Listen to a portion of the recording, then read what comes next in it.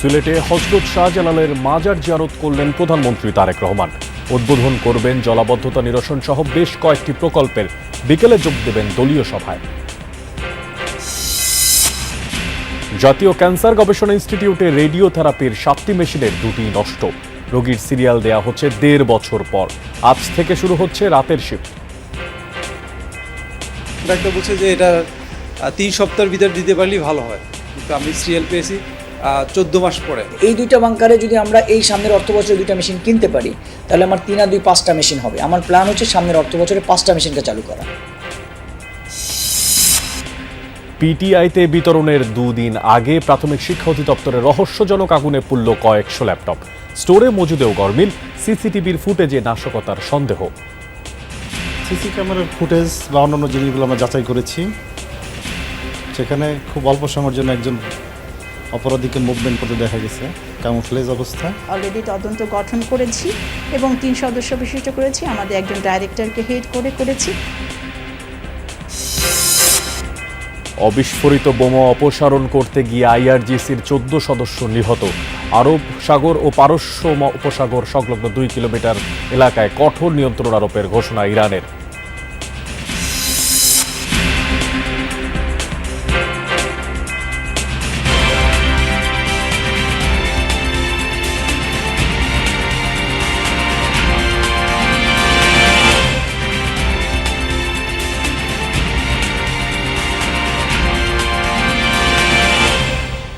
সবাইকে আমন্ত্রণ জানাচ্ছি যমুনা নিউজে। আপনাদের সাথে আছি আমি মশিউর অনিক। এতক্ষণ শিরোনাম দেখছিলেন, এবার বিস্তারিত। সিলেটে পৌঁছে শুরুতেই হযরত শাহজালাল রাদিয়াল্লাহু তাআলার মাজার জিয়ারত করেন প্রধানমন্ত্রী তারেক রহমান। পরে চাঁদনীঘাট এলাকায় নগরীর জলাবদ্ধতা নিরসন প্রকল্পের উদ্বোধন করেন। এরপর সুধী সমাবেশে যোগ দেবেন। পরে বাইশা নদী পুনর্খনন কাজের সূচনা করবেন প্রধানমন্ত্রী। বিকেলে সিলেট স্টেডিয়ামে নতুন কুড়ি স্পোর্টস 2026 প্রতিযোগিতার উদ্বোধন করবেন তারেক রহমান। পরে জেলা শিল্পকলা একাডেমিতে দলীয় সভায় যোগ দেওয়ার কথা রয়েছে প্রধানমন্ত্রী ও বিএনপির চেয়ারম্যান তারেক রহমানের। এদিকে প্রধানমন্ত্রীর সফর ঘিরে উচ্ছ্বসিত দলীয় নেতাকর্মী সহ জেলাবাসী। সকালে ঢাকা থেকে বিমানযোগে সিলেট ওসমানী আন্তর্জাতিক বিমানবন্দর পৌঁছান তিনি।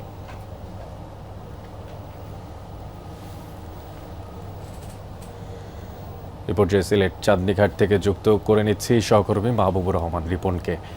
রিপন, প্রধানমন্ত্রীর চাঁদনীঘাটে কি কি প্রকল্পের উদ্বোধন করলেন সেই বিষয়ে একটা বিস্তারিত তথ্য আপনার মাধ্যমে জানতে চাই। অনেক এখনো প্রধানমন্ত্রী তারেক রহমান এই যে চাঁদনীঘাট রয়েছে, একটু আগেই তিনি ফলক উন্মোচন করে সিলেট নগরীর জলবদ্ধতা নিরসনের যে প্রকল্প রয়েছে সেই প্রকল্পের আনুষ্ঠানিক ভিত্তিপ্রস্তর স্থাপন করলেন। এই প্রকল্পটি মূলত 7,500 কোটি টাকার প্রকল্প। প্রথম দফায় মূলত 4,000 কোটি টাকার মতো এই প্রকল্প রয়েছে। এই প্রকল্পের মধ্যে রয়েছে এই যে সুরমা নদী রয়েছে, সুরমা নদীর তীরে প্রায় 15 কিলোমিটার জুড়ে একটি শহর রক্ষা বাঁধ তৈরি করা এবং যে সকল খাল রয়েছে, মূলত আমরা গত 22 সালের বন্যার পর যে চিত্র দেখেছিলাম যে খালগুলো শহরের মাঝখান দিয়ে এসে সুরমা নদীতে পড়েছে এবং এই খাল বেয়েই নদীর পানি শহরে প্রবেশ করেছে এবং এইসব খালের মুখে সুইচ গেট নির্মাণের বিষয়টিও এই প্রকল্পের মধ্যে রয়েছে।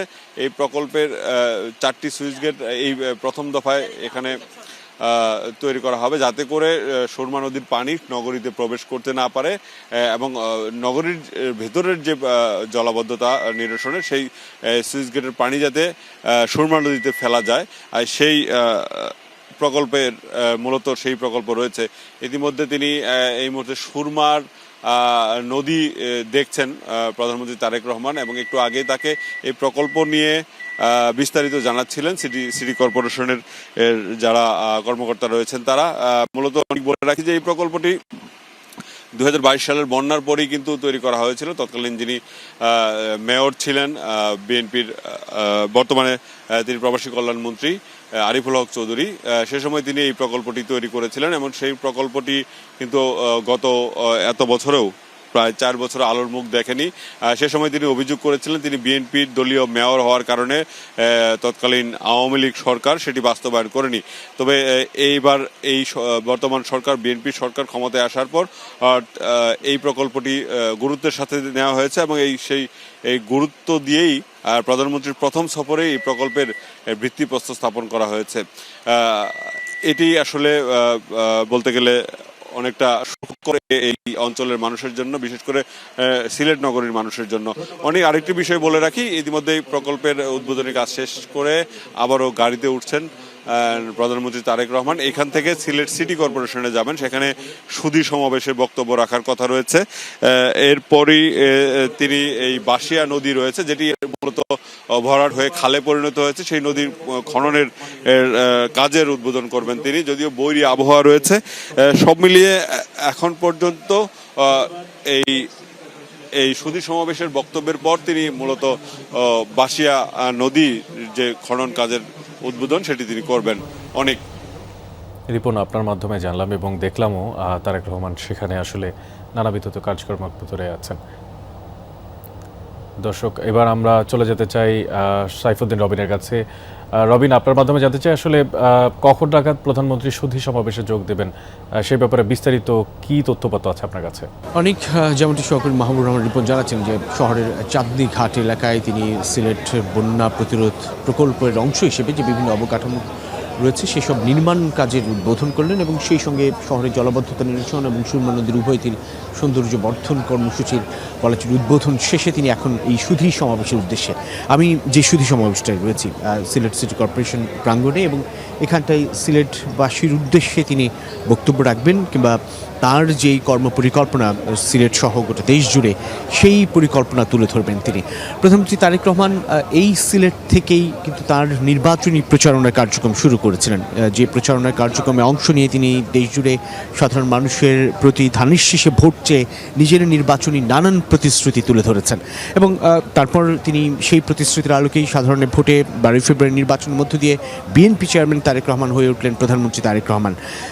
তারপর থেকেই দেশ জুড়ে ছুটে বেড়াচ্ছেন নিজের সেই নির্বাচনী প্রতিশ্রুতিগুলো বাস্তবায়নের লক্ষ্যে, পাইলট প্রজেক্টগুলোর উদ্বোধন করে তারই অংশ হিসেবে বলা চলে এবার সিলেটে আরও একবার আসা এবং তিনি এখানে এসে সেই প্রতিশ্রুতি বাস্তবায়নে নিজের অঙ্গীকারটুকু স্পষ্ট করবেন সিলেটবাসীর উদ্দেশ্যে এবং তার লক্ষ্যে তিনি এই বৃষ্টি, তুমুল বৃষ্টি, অনেক ব্যাপক বৃষ্টি, আসলে এটা বলে বোঝানোর মতো নয়, এখনও আবহাওয়া অফিস থেকে জানা যায়নি আসলে কত মিলিমিটার বৃষ্টি ইতিমধ্যেই হয়ে গেছে, একেবারে টানা বৃষ্টি হচ্ছে গত কয়েকদিন ধরে, তার অংশ হিসেবে আজ ভোর থেকে আসলে এই বৃষ্টি অব্যাহত রয়েছে। কিন্তু এরপরেও এর মধ্যেই সিলেটবাসী অধীর আগ্রহে অপেক্ষা করছিলেন প্রধানমন্ত্রী তারেক রহমানের আগমনের এবং সকাল 10টা নাগাদ সিলেট ওসমানিয়া আন্তর্জাতিক বিমানবন্দরে তিনি যে নিয়মিত ফ্লাইটে আসলেন সেটি অবতরণ করে এবং তার সঙ্গে রয়েছেন তাঁরই সহধর্মিনী এবং সিলেটেরই কন্যা ডক্টর জুবাইদা রহমান, তিনি তাকে নিয়ে এই চাঁদনী ঘাটে উদ্বোধন করলেন এবং তার আগে হযরত শাহজালাল রহমতুল্লাহের মাজার জিয়ারত শেষ করলেন এবং এখানে অর্থাৎ এখন তিনি যে উদ্দেশ্যে রওনা দিয়েছেন তার সেই সবার আগে বাংলাদেশ খচিত সেই বাসে চড়ে এই সুধী সমাবেশে, এবং সুধী সমাবেশে স্থানীয় মানুষ আসলে অপেক্ষা করছেন প্রধানমন্ত্রীর বক্তব্য শোনার জন্য, সিলেটবাসীর জন্য তার কী বার্তা থাকে এবং দেশবাসীর জন্য কী বার্তা থাকে। এই বক্তব্য শেষ করে বা এই সুধী সমাবেশ শেষেই তিনি সার্কিট হাউসে মধ্যাহ্নভোজ এবং জোহরের নামাজের বিরতি এবং এরপর তিনি সিলেট স্টেডিয়ামে অংশ নেবেন নতুন কুড়ি স্পোর্টসের উদ্বোধন কার্যক্রমে। তারপর বিকেল 5টা নাগাদ জেলা শিল্পকলা একাডেমিতে জেলা বিএনপি নেতৃবৃন্দ বা স্থানীয় বিএনপি নেতাকর্মীদের সঙ্গে একটি মতবিনিময়ে যোগ দেবেন। এরপর সন্ধ্যা 7টায় আবারও ফ্লাইটে তিনি ঢাকায় ফিরবেন। অনেক রবিন, আপনাকে ধন্যবাদ প্রধানমন্ত্রী তারেক রহমানের সিলেট সফরের বিস্তারিত তথ্যপত্র জানানোর জন্য। ক্যান্সারের কোষ ধ্বংসে যেই রোগীর এখনই রেডিওথেরাপি নেওয়া প্রয়োজন সেই রোগীকে থেরাপির সিরিয়াল দেওয়া হচ্ছে প্রায় 1.5 বছর পর। আর এই অবস্থা জাতীয় ক্যান্সার গবেষণা ইনস্টিটিউটে। প্রতিদিন 200 রোগীকে সেবা দেওয়ার সক্ষমতা থাকলেও রেডিওথেরাপির অপেক্ষায় আরও প্রায় 5,500 রোগী। রোগীর চাপ কিছুটা সামলাতে আজ থেকে রাতেও থেরাপির ব্যবস্থা করছে হাসপাতাল কর্তৃপক্ষ। বিস্তারিত জানাচ্ছেন হাসান বিসবাহ। ক্যান্সার হাসপাতালের করিডোর, রোগীদের দীর্ঘশ্বাস উড়ে বেড়ায় এখানে। রেডিওথেরাপি নিতে ময়মনসিংহ থেকে এসেছেন এই রোগী, সিরিয়াল 7 মাস পর। এ বিষয়ে কথা বলতে গিয়ে অশ্রুতে একাকার দুলালের 2 চোখ। 7 মাস পর কি আবার আসবেন?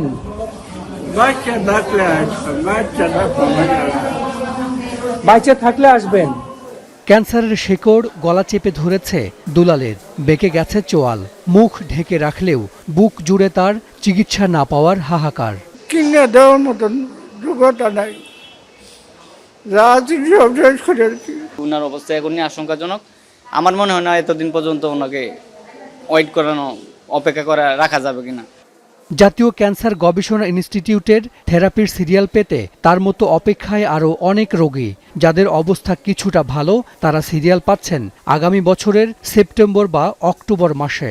স্তন ক্যান্সারে আক্রান্ত এই রোগীর সিরিয়াল পড়েছে 14 মাস পর। যাদের বেসরকারি হাসপাতালে চিকিৎসা নেয়ার সামর্থ্য নেই তারাই আসেন এই হাসপাতালে। দীর্ঘ সিরিয়ালের খবর জেনেও এই অসহায় অপেক্ষা। খরচ করি আসিয়া এই আজকে না কালকে না পশু করতে করতে মানে টাকার কাম টাকা যায়, থাকতে তো উপায় পাই না। ওই তো তারিখের পর তারিখ পরে খালি কয়টা কেন দেওয়ার পরে খালি রিপোর্ট দেয় খালি রিপোর্ট দেয়। 1.5 বছর পরে রেডিও থাকবে চলতেছে। এখন ডাক্তার বলছে যে এটা 3 সপ্তাহের ভিতর দিতে পারলেই ভালো হয়, কিন্তু আমি সিরিয়াল পেয়েছি 14 মাস পরে। এই হাসপাতালে রেডিওথেরাপি মেশিনের 7টি বাঙ্কার আছে, 2টিতে চালু আছে 2টি মেশিন, বাকিগুলো নষ্ট। সকাল ও বিকালের শিফট মিলিয়ে সেবা পাচ্ছেন 200 রোগী, অপেক্ষায় 5,500। তবে এই দুর্ভোগ কিছুটা কমতে যাচ্ছে, চালু হচ্ছে রাতের শিফট। এছাড়া নতুন আরেকটি মেশিন কেনার প্রক্রিয়া শুরু হয়েছে। যে রোগীকে আপনি ট্রিট করতে পারবেন, আমাদের কিউরেটিভ পেশেন্ট, সেই রোগীগুলোকে প্রায়োরিটি বেসিসে আমরা এই এক্সপ্রেস সার্ভিসটা আমরা দেওয়ার জন্য আমরা চিন্তা করছি। এই বছর ডিসেম্বর নাগাদ আমার 3rd মেশিনটা চালু হবে, যেটা আমাদের প্রক্রিয়াতে আছে। তো আমার 2টা বাঙ্কার আরও রেডি হয়েছে। তো এই 2টা বাঙ্কারে যদি আমরা এই সামনের অর্থ বছরে 2টা মেশিন কিনতে পারি তাহলে আমার 3 আর 2 5টা মেশিন হবে। আমার প্ল্যান হচ্ছে সামনের অর্থ বছরে 5টা মেশিনকে চালু করা। ক্যান্সার চিকিৎসার জাতীয় এই প্রতিষ্ঠানের একমাত্র এমআরআই মেশিনও নষ্ট। সম্প্রতি মেরামত করা হয়েছে CT scan machine. Hasan Misba, Jamuna news, Dhaka. Primary teachers training institute পিটিআইতে বিতরণের 2 দিন মাত্র আগে আগুনে পড়ল প্রাথমিক শিক্ষা অধিদপ্তরের স্টোরে রাখা ল্যাপটপগুলো। আগুন লাগার রাতে সিসি ক্যামেরার ফুটেজে ভবনের ভেতরে এক ব্যক্তিকে দেখা গেছে। সন্দেহ করা হচ্ছে এটি দুর্ঘটনা নয়, কেউ আগুন লাগিয়ে দিয়েছে। কারণ স্টোরে 735টি ল্যাপটপ থাকার কথা থাকলেও আগুন নেভানোর পরে 83টি ল্যাপটপ কম পাওয়া গেছে। এ বিষয়ে বিস্তারিত তথ্য তুলে ধরছেন রাজীব আহমেদ।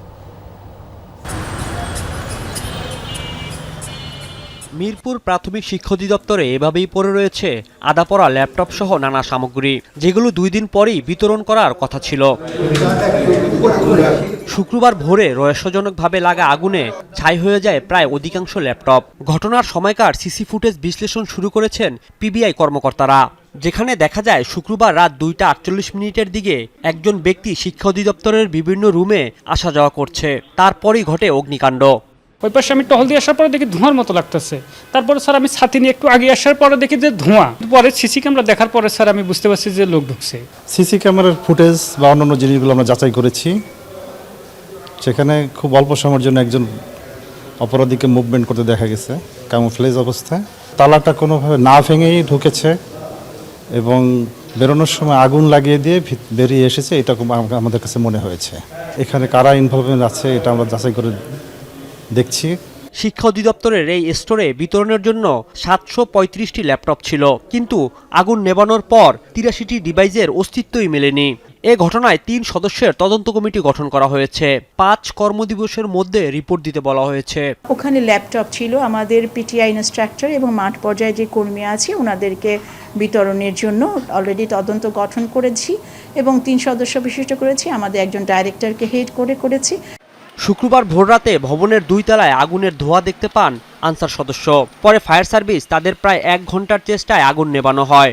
সিসি ক্যামেরার ফুটেজে দেখা যায় রাত 2:48 এই জানালা দিয়ে এক ব্যক্তিকে প্রবেশ করতে। তার কিছুক্ষণ পরই আগুন লাগে। এরপর পুড়ে যায় ল্যাপটপ সহ অন্য সামগ্রী। ধারণা করা হচ্ছে সেই ব্যক্তি এই আগুন লাগার ঘটনার পিছনে জড়িত আছে কিনা। আইনশৃঙ্খলা বাহিনী এর পেছনে কারা জড়িত সে বিষয়ে খতিয়ে দেখছে। খবর পেয়ে ঘটনাস্থলে আসেন শিক্ষামন্ত্রী সহ মন্ত্রণালয়ের উচ্চপদস্থ কর্মকর্তারা। এটি কোনো নাশকতা কিনা তা তদন্ত করতে 3 সদস্যের কমিটি করার নির্দেশ দেন তিনি। এ ঘটনায় মিরপুর থানায় একটি মামলা প্রক্রিয়াধীন রয়েছে। কিছু টরও দিয়েছি, কি দেখবেন সেটা সেই অনুযায়ী ওনারা ওনাদের প্রতিবেদন সাথে সুপারিশও করবেন, সেই অনুযায়ী আমরা পরবর্তী আমাদের স্টেপগুলো নেব ইনশাআল্লাহ। 5 কর্মদিবসের মধ্যে বলেছি। রাজীব আহমেদ, যমুনা নিউজ, ঢাকা।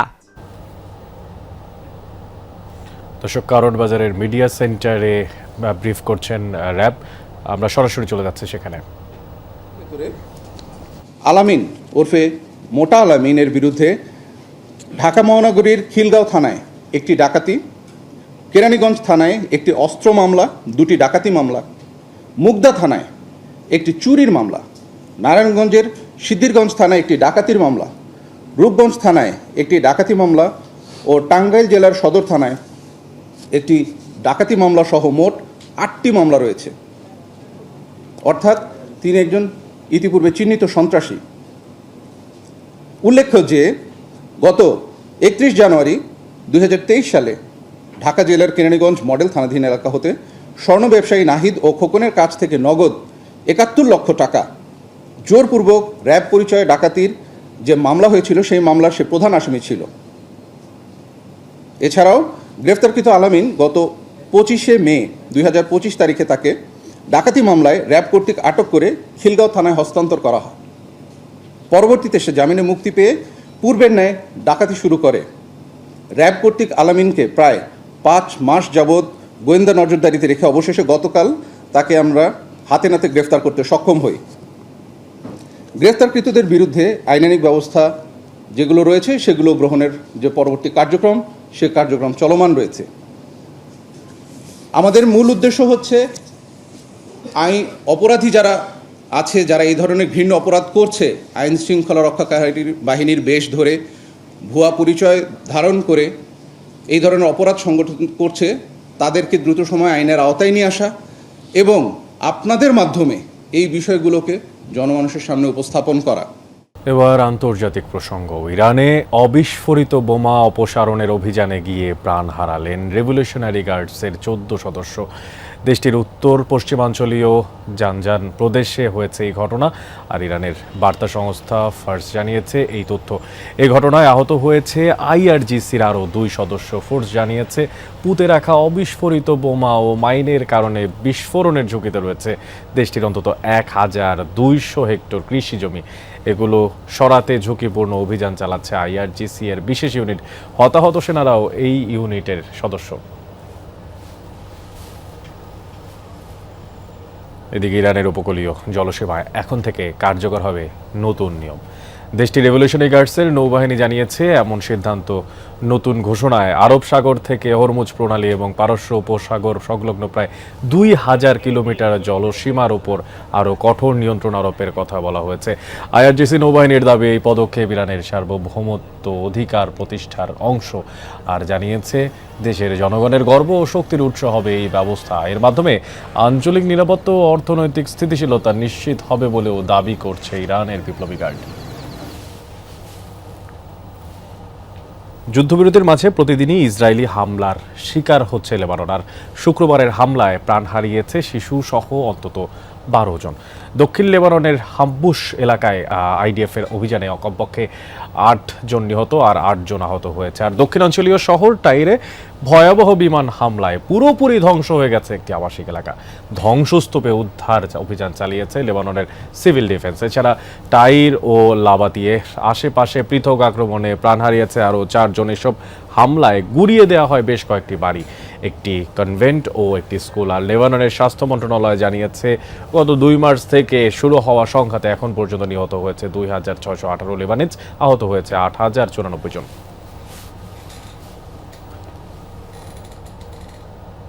দর্শক, এখনও পানিতে তলিয়ে রয়েছে 4 জেলার হাওর অঞ্চলের বিস্তীর্ণ জমির আধা পাকা বোরো ধান। পানি থাকায় জমিতে নামানো যাচ্ছে না হারভেস্টার মেশিন, আর অন্যদিকে দ্বিগুণ মজুরি দিয়েও মিলছে না ধান কাটার শ্রমিক।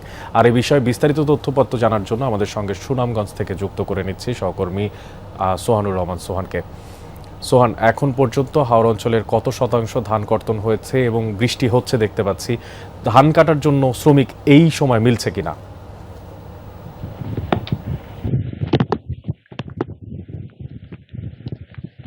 গত দুদিন বৃষ্টিপাত না থাকায় সুনামগঞ্জের কৃষকরা কিছুটা স্বস্তি পেয়েছিলেন, যেই ধানগুলো তারা এর আরো 4-5 দিন আগে কেটে রেখেছিলেন কষ্ট করে, বুক পানিতে নেমে সেই ধানগুলো শুকানোর সুযোগ পেয়েছিলেন। কিন্তু আজকে ভোর রাত থেকে আবারও বৃষ্টিপাত শুরু হয়েছে এবং ভোর রাত থেকে সকাল 9টা পর্যন্ত সুনামগঞ্জে 12 মিলিমিটার বৃষ্টিপাত রেকর্ড করা হয়েছে, যার কারণে সুনামগঞ্জের হাওর অঞ্চল নতুন করে প্লাবিত হয়েছে এবং ইতিমধ্যে নতুন করে 2000 হেক্টর জমি সহ মোট 15,000 হেক্টর জমি প্রাথমিকভাবে ক্ষতিগ্রস্ত হয়েছে। সুনামগঞ্জ কৃষি বিভাগের তথ্য মতে 2000 হেক্টর জমি পুরোপুরি ক্ষতিগ্রস্ত হয়ে গেছে। আপনারা দেখতে পাচ্ছেন এখন মুষলধারে বৃষ্টি হচ্ছে। এই মুষলধারের বৃষ্টিতে কিন্তু ভোর থেকে হচ্ছে, যদিও এখনো পাহাড়ি ঢল নামেনি, যার কারণে নদ নদীর পানি বাড়েনি, কিন্তু হাওর অঞ্চলের যে জলাবদ্ধতা সেটি প্রবল সংকট সৃষ্টি করেছে। পাউবু যেটি জানিয়েছে আগামী 7 দিন এরকম ভারী থেকে অতি ভারী বৃষ্টিপাত হবে, যার ফলে হাওর অঞ্চলের এলাকার যে সংকট সেটি আরো বৃদ্ধি পেতে পারে এবং এভাবে বৃষ্টিপাত অব্যাহত থাকলে কিন্তু ধান কর্তন করা যায় না, যার কারণে এখনো মাত্র 60% ধান কর্তন করা হয়েছে। বাকি যে 40% ধান রয়েছে সেগুলো এখনো কিন্তু জমির নিচে পানির নিচেই তলিয়ে আছে। এভাবে যদি আরো 7 দিন বৃষ্টিপাত অব্যাহত থাকে, যেই পূর্বাভাস আছে 7 দিন পর্যন্ত যে অতি মাঝারি থেকে ভারী বৃষ্টিপাত, ভারী থেকে অতি ভারী বৃষ্টিপাত, এই বৃষ্টিপাত যদি অব্যাহত থাকে তাহলে সুনামগঞ্জের যে 40% ফসল এখনো পানির নিচে রয়েছে সেগুলো কিন্তু একেবারে ধ্বংস হয়ে যাবে। তো এখনো যারা 60% ধান কেটেছেন তাদেরও যে খুব একটা ভালো অবস্থা তা কিন্তু নয়, কারণ ধানগুলো কাটার পর এখনো স্তূপ করে রাখা হয়েছে, যার কারণে ধানের যে চারা আছে সেই চারা গজিয়ে গিয়েছে। তো সব মিলিয়ে আবহাওয়ার যে পূর্বাভাস,